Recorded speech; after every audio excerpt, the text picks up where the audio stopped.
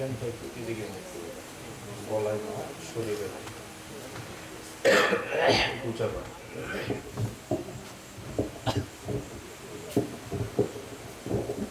টেবিলটা বসতেই সবাই দিলে ভালো হয়। মানে এক সাইডে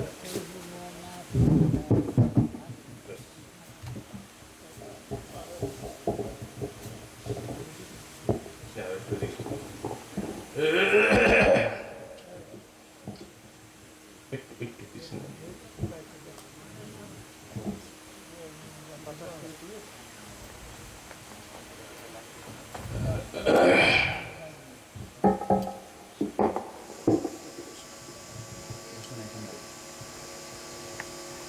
হ্যালো, আলহামদুলিল্লাহ। দীর্ঘ সময় ধরে অত্যন্ত গুরুত্বপূর্ণ আলোচনা হচ্ছিল। আলহামদুলিল্লাহ, আলোচনা করতেছিলেন আমাদের শ্রদ্ধেয় হযরত মাওলানা হাফেজ মুফতি আব্দুল শাকুর কাসেমি হাফিজাহুল্লাহ তাআলা। তিনি আমাদের এখানে গত 2018 সালে এবং 2019 সালেও বয়ান করেছিলেন। আজকেও বয়ান করলেন। আগামীকাল ফজর নামাজের পরেও তিনি এখানে বয়ান করবেন ইনশাআল্লাহ। এবং সাথে সাথে আগামীকাল কদমতলা জামে মসজিদ ইউনিয়ন পরিষদের পাশে যেটা, এখানে ইনশাআল্লাহ উনি জুমার নামাজের আগেও বয়ান করবেন মুফতি আব্দুল শাকুর কাসেমি সাহেব। ইনশাআল্লাহ আমরা আগামীকাল ওখানেও জুমার নামাজের পূর্বে আলোচনা শুনবো, আর ফজরের পরে এখানে বয়ান হবে। আমি এবছর বয়ান করবো না বললেই চলে। বয়ানটা দূর দূর থেকে যারা আসতেছেন তারাই বয়ান করবেন ইনশাআল্লাহ। খুব মনোযোগ সহকারে আলোচনাগুলো শুনবো। আজকে মাইকে একটু সমস্যা তো হয়েছে, আপনারা বুঝতে পারছেন। তারপরও প্রথম দিকে যে সমস্যাটা ছিল তার থেকে কিছুটা পরিবর্তন হয়েছে, কিছুটা অগ্রগতি হয়েছে। কালকে নতুনভাবে আবার সেটিং দেওয়া হবে। দূরে অনেকে আওয়াজ শুনতে না পাওয়ার কারণে আসতে পারেননি বা আসা হয়নি। জি, আপনারা ইনশাআল্লাহ খুব দাওয়াত দিবেন। আগামীকালকে কিন্তু হযরত মাওলানা মাহমুদুল হোসাইন অলিউল্লাহ সাহেব, আমাদের এমপি হুজুর, হাতপাখা মার্কার একমাত্র এমপি, হুজুরও আসবেন। হযরত মাওলানা হেদায়েতুল্লাহ ফয়জি সাহেব, অর্থাৎ আমাদের এখানে যিনি মাওলানা নুরুল হুদা ফয়জি সাহেব হুজুর আসতেন। হুজুর তো গত কয়েক মাস আগে দুনিয়া থেকে বিদায় নিয়েছেন। আল্লাহ পাক রব্বুল আলামিন হযরতকে জান্নাতুল ফেরদাউস নসিব করেন। হযরতের বিষয়ে কথা ছিল যে হুজুর যতদিন জীবিত থাকবেন এখানে বয়ান করবেন। হুজুর চেষ্টা করেছেন, এখন দুনিয়ায় নাই। হুজুরের ছেলে আসবেন ইনশাআল্লাহ। তারপরে হযরত মাওলানা মুফতি জাহিদ বিন সিরাজ, তিনিও আগামীকাল আসবেন। তিনি হলেন আপনাদের এখানে কি বলে 2019 সালেও আসছিলেন, আপনারা খুব প্রশংসা করেছিলেন, তার আলোচনাগুলো শুনেছিলেন। আমাদের চাচা মিয়া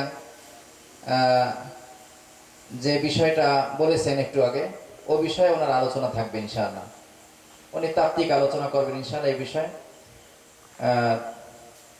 এই কয়েকজন আলোচনা আমার ভাইও করবেন ইনশাআল্লাহ। তো দাওয়াতটা আগে দিলাম। যাই হোক, এ পর্যায়ে আপনাদের সামনে গুরুত্বপূর্ণ বয়ান করবেন।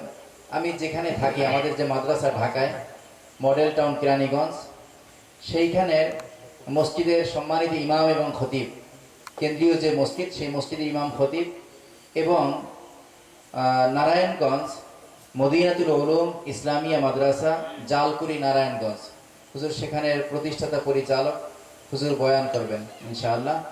এ পর্যায়ে অত্যন্ত গুরুত্বপূর্ণ আলোচনা করবেন হযরত মাওলানা হাফেজ মুফতি আব্দুর রহমান সানি সাহেব হাফিজাহুল্লাহ তাআলা। আমি হযরতকে তার গুরুত্বপূর্ণ বয়ান এবং আজকের আখিরি মোনাজাত করার জন্য বিনীত অনুরোধ জানাচ্ছি। আসসালামু আলাইকুম ওয়া রাহমাতুল্লাহি ওয়া বারাকাতুহু।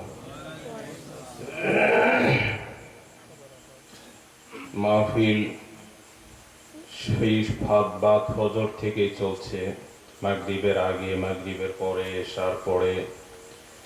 লম্বা আলোচনা শুনতে শুনতে কেমন লাগতেছে আপনাদের এখন? ভালো লাগতেছে তো? হ্যাঁ, মাহফিল চলবে না বন্ধ হয়ে যাবে? একটু কষ্ট করতে হবে। আমরা সবাই এই যে বিক্ষিপ্ত হয়ে বসে আছি, তা বসার সৌন্দর্যটা নষ্ট হচ্ছে। একটু সামনের দিকে আসি।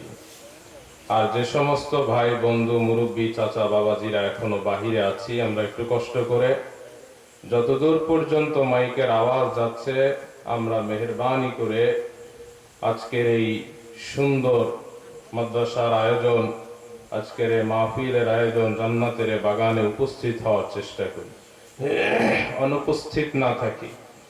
কারণ কার কোন কথা আমার হেদায়েত হবে, কার কোন কথা আমার জন্য অনেক উপকারী হবে, এটা আগাম বলা সম্ভব না।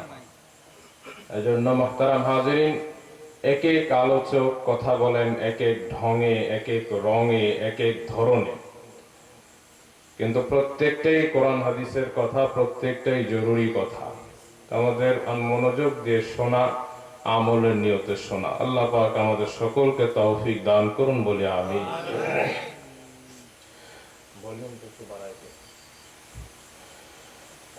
আলহামদুলিল্লাহ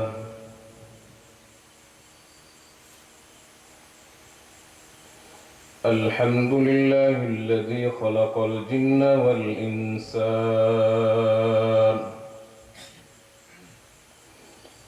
وأمرهما بعبادته في الفرقان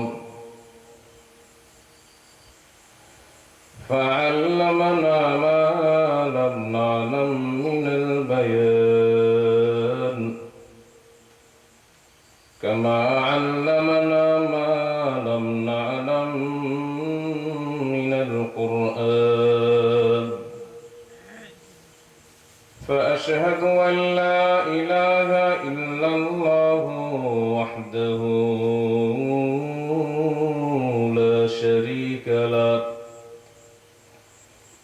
لا شريك له في ذاته ولا في صفاته في الأرض ولا في السماء ألا له الخلق والأمر تبارك الله رب العالمين وأشهد أن سيدنا وسندنا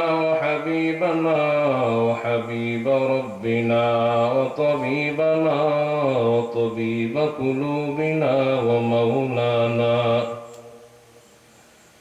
ومولانا محمدا عبده ورسوله فقال وما أرسلناك إلا رحمة للعالمين صلى الله تعالى عليه وعلى آله وصحبه وعلى من تبعهم بإحسان إلى يوم الدين وسلم تسليما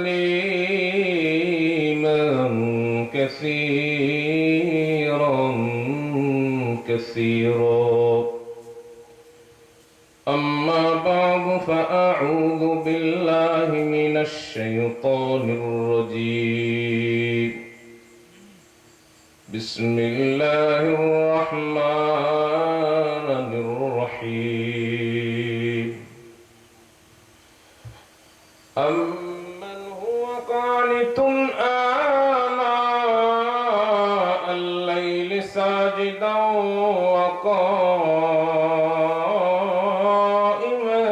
يحذر الآخرة ويرجو رحمة ربه قل هل يستوي الذين يعلمون والذين لا يعلمون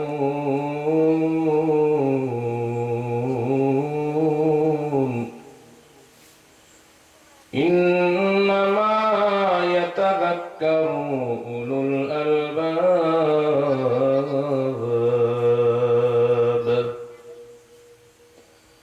وقال النبي صلى الله عليه وآله وسلم من سلك طريقا يلتمس فيه علما سهل الله به طريقا إلى الجنة وإن الملائكة لتضع أجنحتها رضا لطالب العلم وإن العالم ليستغفر له من في السماوات ومن في الأرض حتى الحيتان في الماء وإن فضل العالم على العابد كفضل القمر ليلة البدر على سائر الكواكب وإن العلماء ورثة الأنبياء وإن الأنبياء لم يورثوا دينارا ولا درهما وإنما ورثوا العلم فمن أخذه أخذ بحظ وافر أو كما قال النبي عليه الصلاة والسلام صدق الله مولانا العظيم وصدق رسوله النبي الكريم ونحن على ذلك لمن الشاهدين والشاكرين والحمد لله رب العالمين سبحانك لا علم لنا إلا ما علمتنا إنك أنت العليم الحكيم رب اشرح لي صدري ويسر لي أمري واحلل عقدة من لساني يفقه قولي محبة رشد البري اللهم صل على محمد وعلى آل محمد كما صليت على إبراهيم وعلى آل إبراهيم إنك حميد مجيد اللهم بارك على محمد وعلى آل محمد كما باركت على إبراهيم وعلى آل إبراهيم إنك حميد مجيد আজকে জুমার রাত দোয়া কবুলের রাত অত্যন্ত বরকতের মুহূর্ত রাত ও গভীর আল্লাহকে হাজির নিজের জেনে চক্ষু দুটো বন্ধ করে জবান খুলে পড়ি লা ইলাহা ইল্লাল্লাহ লা ইলাহা ইল্লাল্লাহ লা ইলাহা ইল্লাল্লাহ লা ইলাহা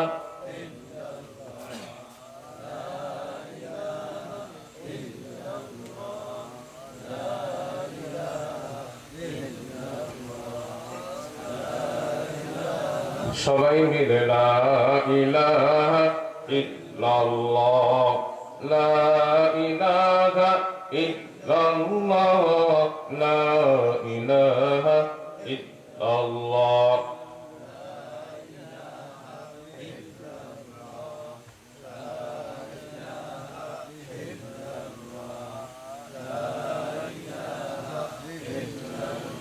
লা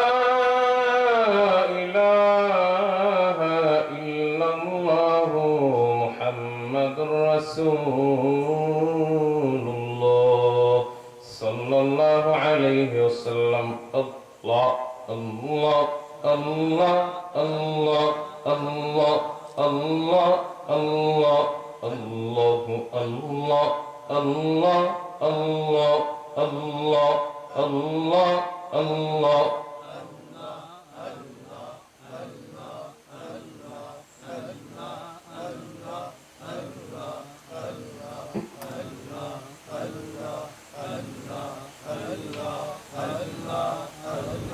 Allah, Allah, Allah, Allah. اللهم صل على محمد وعلى آله وصحبه وسلم تسلیما. انداز بیاں گرچہ بہت شوق نہیں ہے، انداز بیاں گرچہ بہت شوق نہیں ہے، شاید کہ اتر جائے تیرے دل میں میری بات، شاید کہ اتر جائے تیرے دل میں میری بات. یا وسعت افلاک میں تکبیر مسلسل، یا وسعت افلاک میں تکبیر مسلسل، یا خاک کے آغوش میں تسبیح و مناجات، یا خاک کے آغوش میں تسبیح و مناجات.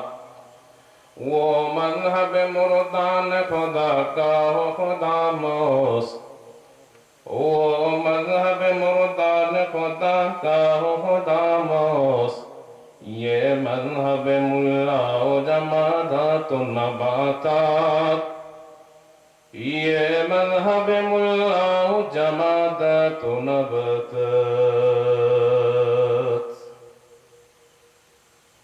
খানকায় তাজকিয়ায়ে নফসের উদ্যোগে মাদ্রাসা হুজ্জাতুল ইসলাম কদমতলা ৫ নম্বর ইউনিয়ন বরগুনার ৩ দিন ব্যাপী নবম বার্ষিক ইসলাহি মাহফিল ও ওলামা সমাবেশ.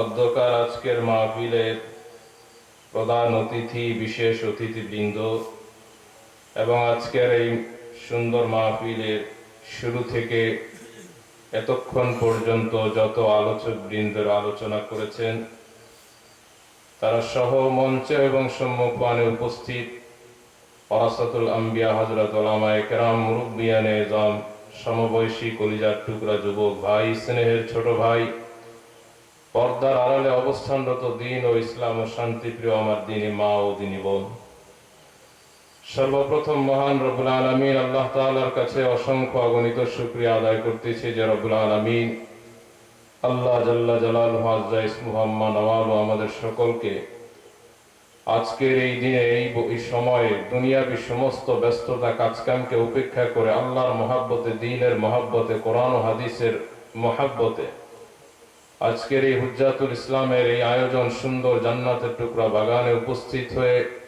দীর্ঘক্ষণ পর্যন্ত কোরআন ও হাদিসের মূল্যবান কথা আমাদেরকে বলার এবং শোনার সুযোগ করে দিয়েছেন। এজন্য রবকে খুশি করে উচ্চ আওয়াজ দিয়ে কণ্ঠ ছেড়ে পড়ে আলহামদুলিল্লাহ।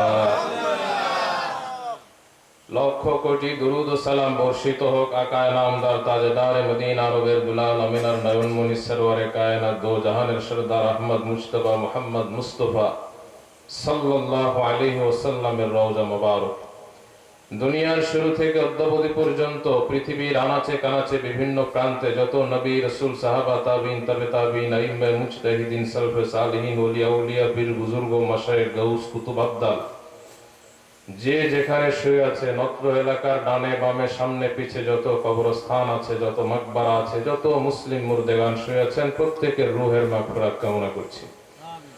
সর্বোপরি কৃতজ্ঞতা আদায় করছি, শুকরিয়া জ্ঞাপন করছি যাদের অক্লান্ত শ্রম সাধনা, অর্থ, পয়সা, বুদ্ধি, পরামর্শ, শক্তি, সামর্থ্য সবকিছুর বিনিময়ে আজকের এই সুন্দর মাহফিল আয়োজন।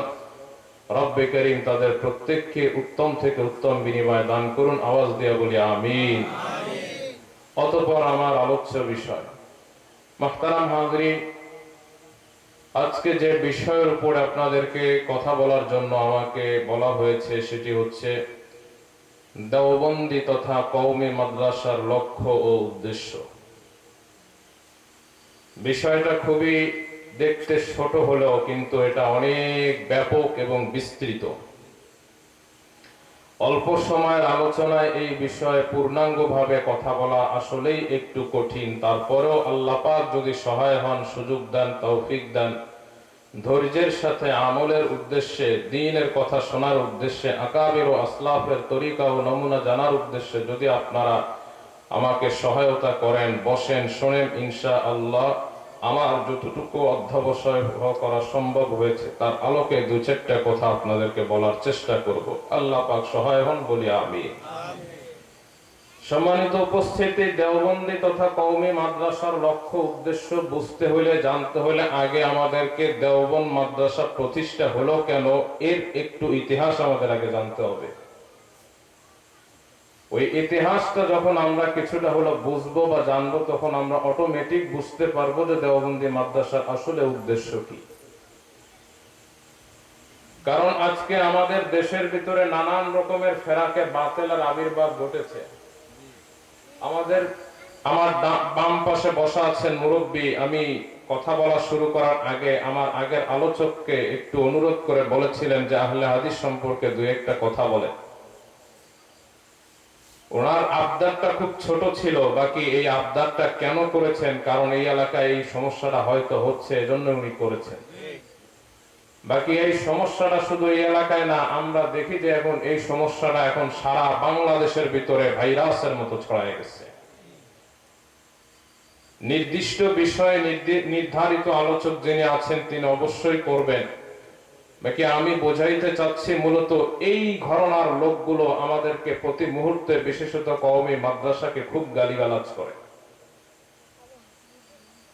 এই জন্য আমাদের দেশের অনেক সরল যুবক ভাই, আমার যুবক সন্তানেরা, তারাও কওমি মাদ্রাসাকে নিয়ে বিভিন্ন সময় কটূক্তি করে, বিভিন্ন খুব অশ্লীল শব্দ তারা বলে। আসলে কওমি মাদ্রাসা কি ও কেন, আর কওমি মাদ্রাসা প্রতিষ্ঠা হওয়ার মূল উদ্দেশ্য কি, এটা তারা জানে না। যদি জানতো তাহলে তারা কখনো কওমি মাদ্রাসার বিরুদ্ধে কথা বলার সাহস করত। এজন্য আমি আজকের মাহফিল কর্তৃপক্ষকে ধন্যবাদ জানাতে চাই যে তারা সুন্দর একটি আলোচ্য বিষয় আমাকে দিয়েছেন। সম্মানিত উপস্থিতি,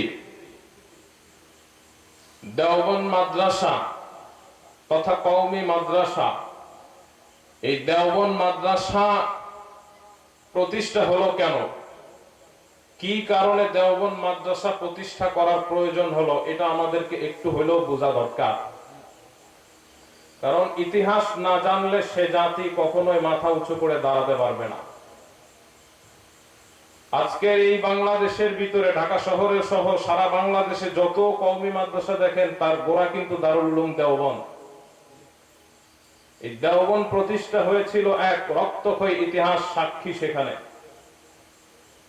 অত্যন্ত করুণ পরিস্থিতিতে ভারত উপমহাদেশীয় মুসলমানের ঈমান, আমল, ইজ্জত রক্ষা করার জন্যই দারুল উলুম দেওবন্দকে প্রতিষ্ঠা করাটা এক প্রকার বাধ্য হয়েছিলেন তারা। এবং শুধু যে নিজেদের ইচ্ছায় তারা প্রতিষ্ঠা করেছেন বিষয়টা এমন নয়, বরঞ্চ জীবনী ঘাটলে পাওয়া যায়, ইতিহাস ঘাটলে পাওয়া যায় যে স্বয়ং রাসূল করিম সাল্লাল্লাহু আলাইহি ওয়াসাল্লাম নিজে ঘুমের মধ্যে সে ইশারা করে দিয়ে গেছে। নবীজির কদম মুবারক দেওবন্দের পুরাতন ভবনে, যে জায়গাটা এখনো মার্ক করা আছে, যে ম্যাপের ভিতরে দেখবেন যে রাসূল করিম সাল্লাল্লাহু আলাইহি ওয়াসাল্লাম যে এলাকাটা হেঁটে গেছেন আর দাগ দিয়ে গেছেন যে এখানে ভিত্তিপ্রস্তর করো, এখানে প্রতিষ্ঠা করো, ওখানেই প্রতিষ্ঠানটি প্রতিষ্ঠিত হয়েছে। বোঝা যায় এটা আল্লাহর রাসূল সাল্লাল্লাহু আলাইহি সাল্লামকে আল্লাহ পাক ইশারা করেছেন, তাই নবীজি স্বপ্নের মাধ্যমে দেখাইছেন, যাতে করে এই উপমহাদেশের মুসলমান সঠিক দ্বীন ও ইসলাম পেতে পারে। আর আমরাও দেখতে পাচ্ছি যে মাদ্রাসা প্রতিষ্ঠা হওয়ার পর থেকে আজও পর্যন্ত, এখনো পর্যন্ত, আজকের রাত পর্যন্ত, যদি এই উপমহাদেশে সঠিক ইসলামের মূল্যবোধ যদি কেউ ধরে থাকে, কেউ যদি ধারণ করে থাকে, কেউ যদি আহলুস সুন্নাহ ওয়াল জামাতের পরিপূর্ণ মেসদাক হয়ে থাকে, সেটা দারুল উলুম দেওবন্দের সন্তান। সম্মানিত উপস্থিতি, দারুল উলুম দেওবন্দ এমনি এমনি প্রতিষ্ঠা হয় নাই। দারুল উলুম দেওবন্দ প্রতিষ্ঠা হওয়ার পেছনে এক বিশাল সংগ্রামের ইতিহাস আছে। আমি খুব অল্প কথায় আপনাদেরকে বোঝানোর এবং শোনানোর চেষ্টা করছি। এই ভারত উপমহাদেশে একটা সময় হাজার হাজার মাদ্রাসা ছিল। ইতিহাস লিখেছে শুধু বাংলাদেশের ভিতরে ৮০,০০০ মাদ্রাসা ছিল। কতগুলো? এত আস্তে বলতেছেন কেন? ৮০,০০০ মাদ্রাসা ছিল শুধু বাংলাদেশের ভিতরে। এক একটা মাদ্রাসা থেকে হাফেজে কোরআন, আলেম, মাওলানা, মুফতি, শেখুল হাদিস, মানাতিক, ফলসফা সব রকমের জ্ঞান তারা অর্জন করত। কিন্তু এই মাদ্রাসাগুলো ছিল মূলত যখন ভারত উপমহাদেশ মুসলমানরা শাসন করেছিল। ইতিহাস যারা পড়েছেন তারা জানেন যে ভারত উপমহাদেশ প্রায় 7 থেকে 750 বছর মুসলমান শাসন করেছিল, অত্যন্ত শৌর্য, বীর্য এবং শান শৌকতের সাথে। হঠাৎ করে একদিন দুর্দিন আসলো ভারত উপমহাদেশে। ঐতিহাসিক এক যুদ্ধে, পলাশীর যুদ্ধে বাংলার শেষ নবাব, স্বাধীন নবাব সিরাজউদ্দৌলার পরাজয় ঘটার পর চিরতরে বলতে গেলে এই দেশ থেকে ইসলাম হারায় যায়, মুসলমান হারা যায়, স্বাধীনতার সূর্য ডুবে যায়। এই ভারত উপমহাদেশের ক্ষমতায় তখন এসে বসে ইস্ট ইন্ডিয়া কোম্পানি নামের এক ইংরেজ বণিক দল, যাদেরকে ইতিহাস শ্বেত ভল্লুক বলে। এই সাদা ভল্লুক, সাদা চামড়ার লোকেরা ব্রিটেন থেকে এদেশে ব্যবসার উদ্দেশ্যে আসার কথা ছিল, কিন্তু তারা মুসলমানদের সরলতার সুযোগ নিয়ে ব্যবসা তো করছে, তার সাথে সাথে অস্ত্র আমদানি করে ক্ষমতার মসনদ দখল করে প্রায় 200 বছর পর্যন্ত সারা ভারতকে তাদের জিম্মি বানায় রাখছিল। কত বছর? 200 বছর। 200 বছরের ভিতরে ফলাফল কি হয়েছে? 200 বছর শাসনের পর, একটু আগে আপনাদেরকে বলেছিলাম যেখানে শুধু বাংলাদেশের ভিতরে 80,000 মাদ্রাসা ছিল, 200 বছর পরে এসে বাংলাদেশ তো দূরের কথা, সারা ভারতের ভিতরে একটা উল্লেখযোগ্য মাদ্রাসা নাই। পুরা ভারতবর্ষ থেকে, এত বিশাল ভারত উপমহাদেশ, সমস্ত মাদ্রাসাগুলো ধ্বংস করে দিয়েছে। বলেন নাউজুবিল্লাহ। বিশেষত 1856 সালের শেষ দিকে, 1857 সালের শুরুর দিকে ঐতিহাসিক সিপাহী বিদ্রোহ নামে ইতিহাসের পাতায় এক আন্দোলনের কথা আছে। ওই আন্দোলন ব্যর্থ হওয়ার পর শেরশাহী ঐতিহাসিক গ্র্যান্ড ট্রাঙ্ক রোডের এমন কোন গাছ ছিল না যেই গাছের ভিতরে কোন একজন আলেম হাফেজের লাশ ঝুলায় রাখে নাই। যেখানেই কোনো কোরআন পড়নেওয়ালা পাইতো, যেখানেই কোনো আলেম পাইতো, যেখানেই কোনো হাফেজ পাইতো, নির্বিচারে তাদেরকে হত্যা করতো, বিন্দু পরিমাণ দ্বিধাবোধ করতো না। ঘরে থাকলে ঘরের থেকে টেনে বের করে আনতো, মসজিদে থাকলে মসজিদ থেকে টেনে বের করে আনতো, গির্জায় থাকলে সেখান থেকে ধরে নিয়ে আসতো, উপাসনালয় থাকলে সেখান থেকে ধরে নিয়ে আসতো। কোথাও কোনো আলেম মাথা উঁচু করে দাঁড়ানোর সুযোগ ছিল না। ফলাফল এমন হয়েছে, 1857 সালের দিকে এসে ইতিহাস বলে যে যেখানে প্রত্যেকটা পিতার 2 জন সন্তান থাকলে একজন আলেম অথবা একজন হাফেজ হইতো। আর এই নির্যাতনের ফলে এমন অবস্থা হয়েছে ভারতবর্ষের ভিতরে, গ্রামকে গ্রাম, ইউনিয়নকে ইউনিয়ন, ওয়ার্ডকে ওয়ার্ড খুঁজে খুঁজে একজন মুসলমান মারা গেলে তার জানাজা দিবে, তার কাফনের কাপড় পরাবে, তাকে দাফন দিবে, এতটুকু জ্ঞান সম্পন্ন পুরো ভারতের মধ্যে মানুষ খুঁজে পাওয়া যেত। এত কঠিন পরিস্থিতি তখন হয়েছিল। বুঝে থাকলে বলেন কত বছরের শাসনে? 200 বছরের শাসনে। এরপরে তারা মুসলমানদেরকে ধর্মীয় ভাবে তাদেরকে পঙ্গু করে দিল, রাজনৈতিক ভাবে পঙ্গু করলো, অর্থনৈতিক ভাবে পঙ্গু করলো, চারদিক থেকে মুসলিমদেরকে ভারত থেকেই তাড়ায় দেওয়া শুরু করলো। এবার তারা নতুন আরেকটা ষড়যন্ত্র করলো। কি সেটা? তারা দেখলো যে ভারতের যতই আমরা জুলুম করি, নির্যাতন করি, ওই 2-1 মুষ্টিমেয় আলেম এখনো থাকেই, আর ওদের থেকে আস্তে আস্তে বীজ আলো আসতে থাকে। আবার তারা বিদ্রোহ করবে, আবার তারা যুদ্ধ করবে, আবার আমাদের বিরুদ্ধে দাঁড়াবে। অতএব এদের মগজটাকেই নষ্ট করে দিতে হবে। তো এবার তারা কি করলো? তারা নিজেরা একটা শিক্ষা ব্যবস্থা চালু করলো, যেটা আজকের স্কুল কলেজ। এই স্কুল কলেজ ভার্সিটি প্রতিষ্ঠা করেছিল ব্রিটিশরা। ব্রিটিশ শাসনের আগ পর্যন্ত ভারত উপমহাদেশের ভিতরে, আজকে বাংলাদেশের ভিতরে আপনারা দেখেন যে মাদ্রাসা হয়েছে 2 কোয়ালিটির, একটা হলো কওমি মাদ্রাসা, আরেকটা কি আলিয়া মাদ্রাসা। আর আরেকটা শিক্ষা ব্যবস্থা আছে, সেটা হলো জেনারেল লাইনে, যেটা স্কুল কলেজের শিক্ষা ব্যবস্থা বলি। কিন্তু মুসলিম শাসন আমলে এই এই ইস্ট ইন্ডিয়া কোম্পানি ব্রিটিশ শাসনের আগ পর্যন্ত এই উপমহাদেশের ভিতরে এরকম 3 ভাগ 4 ভাগ কোনো শিক্ষা ছিল না। একটাই মাত্র শিক্ষা ব্যবস্থা ছিল, সেটা হলো মাদ্রাসা। মান্তিক মাদ্রাসায় পড়ানো হতো, বিজ্ঞান মাদ্রাসায় পড়ানো হতো, সায়েন্স মাদ্রাসায় পড়ানো হতো, ডাক্তার মাদ্রাসা থেকেই হতো, কোরআন পড়ানোওয়ালা মাদ্রাসা থেকে হতো, মুফাসসির মাদ্রাসা থেকে হতো। এক কথা পুরো ভারত উপমহাদেশে শিক্ষা ব্যবস্থা একটাই ছিল, নাম তার মাদ্রাসা। জোরে বলেন নাকি না? কিন্তু ব্রিটিশরা আইসা এই শিক্ষাকে ধ্বংস করে দিয়ে নতুন শিক্ষা ব্যবস্থা স্কুল, কলেজ, ভার্সিটি নামে চালু করলো। পরিস্থিতি যখন অত্যন্ত খারাপ থেকে খারাপ হওয়া শুরু করলো, তৎকালীন সময়ের খ্যাতিমান কয়েকজন আল্লাহর সাধক, আল্লাহওয়ালা বুজুর্গ, এ জাতির রাহবার, এ জাতির মুক্তির দূত, এরা চিন্তা করলেন এই যদি চলতে থাকে তো একটা সময় এমন আসবে সারা ভারতে একজন মুসলমান পাওয়া যাবে না, সব ধীরে ধীরে নাস্তিক জন্মাতে শুরু করবে। গভীর ভাবে তারা মনোযোগ দিয়ে চিন্তা গবেষণা করে তারা এখন সিদ্ধান্ত নিলে কি করা যায়। আমি খুব সংক্ষেপে ইতিহাস বলছি। 1857 সাল ঐতিহাসিক এই সনের দেওবন্দ নামক এলাকার সাত্তা নামক মসজিদ, এই মসজিদের ইমাম ও খতিব ছিলেন হাফেজ আবেদ হোসেন সাহেব।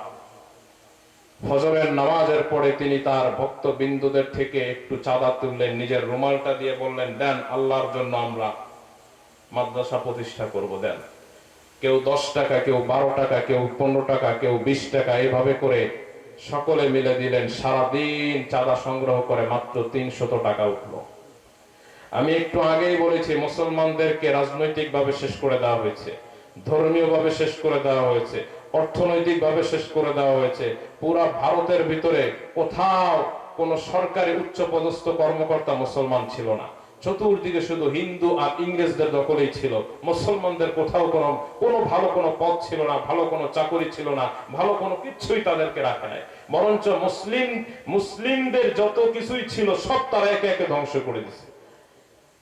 এই আল্লাহর এই বান্দা হাফেজ আবেদ হোসেন সারাদিন লাগায়া মাত্র 300 টাকা সংগ্রহ করার পরে দেওবন্দ মাদ্রাসার বাণী প্রতিষ্ঠাতা নামে আপনারা যাকে চেনেন, হুজ্জাতুল ইসলাম কাসেম নানতুবি রহমাতুল্লাহ আলাইহির কাছে পত্র লিখলেন, লিখে বললেন, আল্লাহর কুতুব আগমন করেন, ইনশাআল্লাহ মাদ্রাসা প্রতিষ্ঠা হবে। কাসেম নানতুবি রহমাতুল্লাহ আলাইহি তখন একজন শিক্ষক পাঠাইলেন, ইতিহাস তার নাম লেখে মোল্লা মাহমুদ। ওই মোল্লা মাহমুদের একজন ছাত্র, সর্বপ্রথম একজন ছাত্র, একজন ওস্তাদ, একজন ছাত্র নিয়ে দেওবন্দের ডালিম গাছ আছে সাত্তা মসজিদের পাশে, ওই ডালিম গাছের নিচে একজন ওস্তাদ, একজন ছাত্র নিয়ে ক্বাল আল্লাহ ক্বাল রাসূলের দরস শুরু হয়েছে। বলেন সুবহানাল্লাহ। সম্মানিত উপস্থিতি, এই যে ডালিম গাছের নিচে দরস দেওয়া শুরু করলেন, পরবর্তীতে হুজ্জাতুল ইসলাম কাসেম নানতুবি রহমাতুল্লাহ আলাইহি নিজেও আসছেন, আয়েশা এটাকে আরো ফিকির করলেন, বড় করা শুরু করলেন। আশেপাশের মুসলিম বৃদ্ধ মুসলিম বাবাজিরা, মুসলমান আধ্যাত্মিক মানুষগুলোকে তাদের সাথে জড়ো করা শুরু করলেন। সকলে মিলে একসাথে প্রতিষ্ঠা শুরু করলেন এবং এই হলো দেওবন্দ মাদ্রাসা প্রতিষ্ঠা। ওই সময় 6 জন মনীষী ছিলেন, 6 জনে মিলে দেওবন্দ মাদ্রাসা প্রতিষ্ঠা হলো। প্রতিষ্ঠার উদ্দেশ্য কি ছিল? প্রতিষ্ঠাকালীন সময় তাদের লক্ষ্য এবং উদ্দেশ্য, মূল